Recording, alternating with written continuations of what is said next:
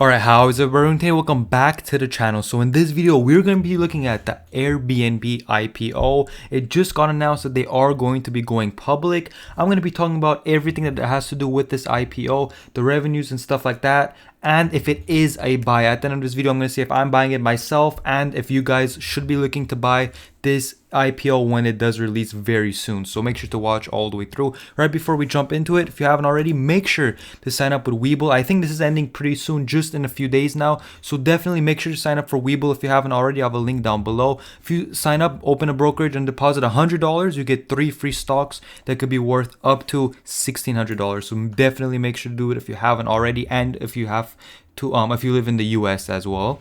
And I'm trying to reach 1,000 subscribers on this channel, guys. So if you guys can please subscribe to this channel if you haven't already, that'll mean a lot. Basically how it works is you can't make money on YouTube under 1,000 subscribers. So I'm basically making these videos for free. So if any of you guys can please support the channel and just drop a sub, that'll be really appreciated. So let's jump straight into it. So basically IPO is releasing pretty soon under the ticker ABNB. I can't speak today, but they actually, like, I've been looking at this for a few months now. There was some speculation out there, oh, is Airbnb going IPO, this and that, but it is finally official. Now, we are going to be looking at all the revenues and stuff like that. Basically, it's been reported that they've made $220 million in net income on 1.34 billion of revenue just in the last quarter alone, which is 20% down. And supposedly this is a great jump than the quarters previous. Basically, this last summer has seen a very big spike of people actually going out and renting these Airbnbs. Now, if we take this 1.34 billion last quarter, multiply it by 4, we're looking at about 5 billion in revenues per year. And if they could keep that up, that's about 5.5 billion. Now, 5.5 billion is a pretty good number because they've reported that they've made about a 219 net income. They've lost quite a bit, obviously. But the good thing about this is that when we look at the valuation, it's actually not too bad, but it is pretty high. The valuation, the IPO valuation, which is speculated to be at around 38 billion, which is probably what it's going to be around. But the thing with IPOs is that it can spike up the first day that it does release, so you never know about that. You just have to go on opening day and check for yourself what the market cap is going to be at, but it's expected to be at around 38 billion. So if we take 5 billion, 38 billion, you're looking at a good 6 times revenues right there just off the bat, maybe even 7 times revenues, which isn't crazy. It's not Tesla crazy, but it's kind of a lot for this type of company. It's not like a tech company that's going crazy, but at the end of the day, it is a very fast growing company in the kind of hospitality type space. As hotels continue to dwindle down and get less revenues, these type of companies are continue growing, which is why I'm kind of interested in this. If we look at basically what their financials are reporting, is that they've lost this much, but they've also reported 220 million in profit for this last quarter. So yes, they've been losing money in the last year, but in the last quarter they've actually became profitable in the middle of COVID, which is definitely kind of very interesting in my opinion. I think the reason this has happened is that I believe the CEO and the company have fired a lot of unnecessary spending, which we've seen with a lot of companies trying to become profitable during COVID. We've seen companies just fire a ton of their unnecessary workforce because they just didn't need it. And I think that's a big attributor to why they're actually becoming profitable in this last quarter. The CEO is actually pretty nice guy. His name is Brian Chesky. And the reason why I always look at the CEO, and I think it's very my opinion, it's kind of underlooked. The CEO is also the founder of the company, and as you know, if you haven't known this, it's actually a very underspoken about thing. But usually when the founder is also the CEO of the company, it tends to do fairly well. Basically, every company I'm invested in also has the founder as the CEO. You look at Tesla, Stitch Fix, Dropbox, stuff like that, Facebook. All those companies that I'm personally invested in have the CEO as the actual founder as well. And all those stocks have done pretty damn well. And you can see that with basically a lot of stocks in the stock market, just because they actually have like a connection with the company, and they know from the ground up everything that has to do with it, and they can like basically do it the best as they can. But now let's look at the competition. Now the thing is, Airbnb does have some pretty big competition. You look at VRBO. Now in the last year, I've stayed in both a VRBO and an Airbnb. Both of those were fairly good experience. Like, they were pretty good. If you haven't heard of VRBO, they're basically pretty much identical, but it is not the same as Airbnb. Don't get it mixed up.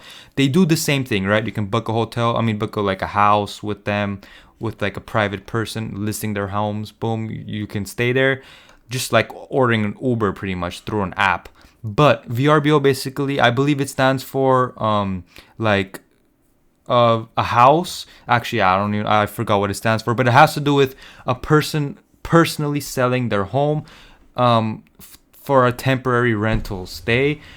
But VRBO personally specializes in like private people selling their own home. Let's say you live in a house, you're not going to stay there for a month. You want to basically list your home for a month for someone to stay in.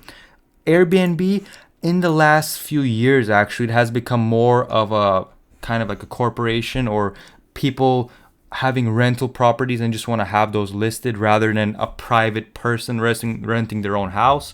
So if you go on Airbnb, most of the time what you're gonna find is not necessarily private people I keep saying selling, not private people renting their homes, but instead posting their homes on Airbnb as a company. So like, let's say I buy 5 houses, right? Instead of renting them long-term monthly, I want to rent them as an Airbnb and like hire someone to manage those properties for me through Airbnb.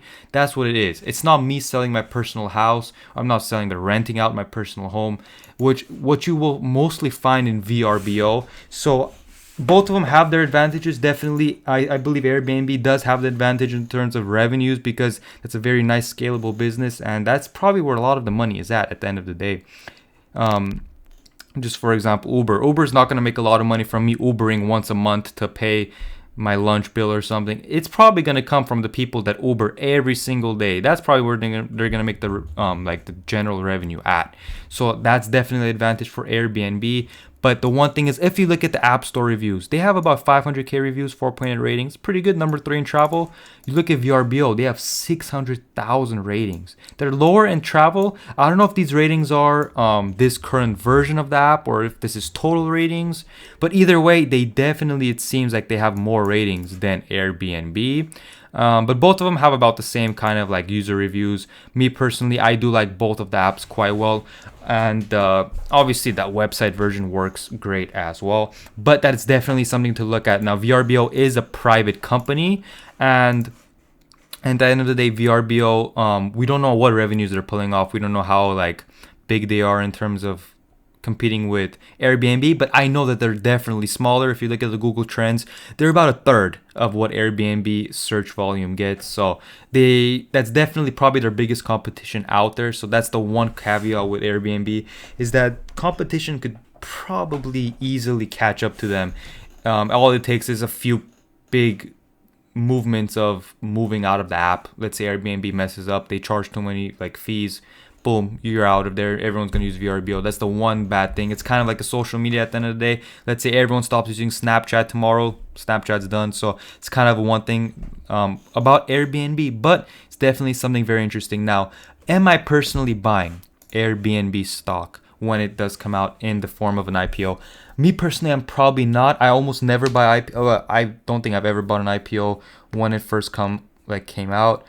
Usually IPOs, especially recently in the last few years, they go crazy. They skyrocket the day it comes out, and they're usually bottom like from there. They usually, you look at Beyond Meat, it's not at, I think Beyond Meat is bigger than it is an IPO date, but right after IPO date, Beyond Meat shot up and then it crashed slowly. You look at like Dropbox, for example, it dropped off since IPO. A lot of stocks usually drop off heavily. Very few stocks continue going up after IPO because they're usually valued pretty damn highly, because they're already fairly valued, if not overvalued. When they go into market, they're most likely, once everyone else gets into the stock, it's probably going to be a little bit too expensive by then. But I'm definitely, when it comes out, I'm going to be watching it, keeping it in my radar.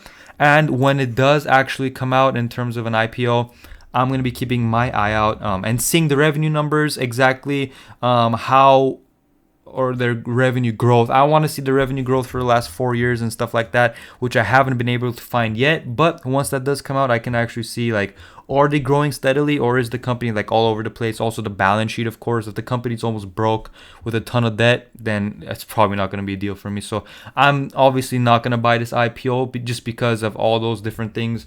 And yeah, but let me know if you guys want to buy it for yourself. I personally would recommend just waiting off. I don't like buying IPOs unless you guys have a lot of money that you just want to throw out there and you're just expecting something to grow. But if you're like, want to be a smart investor, I would personally just wait off and see. Maybe if it's fairly valued at IPO date, I might purchase some. But in terms of that, I'm not jumping in. I'm not like rushing to jump into Airbnb stock right away. So that is that. But hopefully you guys enjoyed. Thank you for watching. If you haven't already, make sure to subscribe to this channel. That'll mean a lot. And I'll see you guys on my next video.